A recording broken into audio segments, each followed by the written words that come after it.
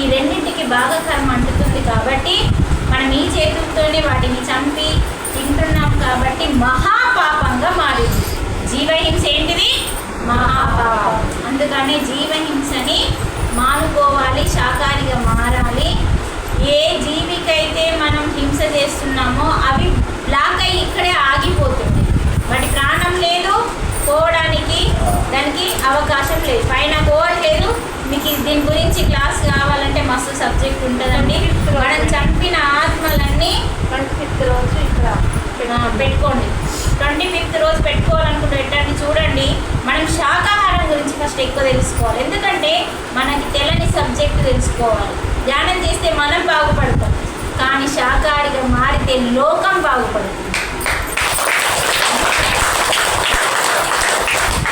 ఒక్కరం మనం బాగుపడడం ఇంపార్టెంటా, లోకమంతా బాగుపడడం ఇంపార్టెంటా?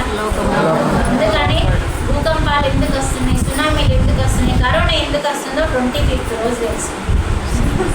సరేనా?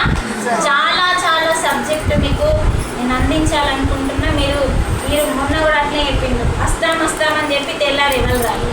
మేడం ఆ రోజు జాతరలు ఉండి పుణ్యం ఇంటి దేవుళ్ళ జాతరలు ఉండి సరే ఓకే, 25th రోజు మనం అంటున్నారని ఒకసారి చెప్పండి. ఆఫ్ చేయండి క్లాస్.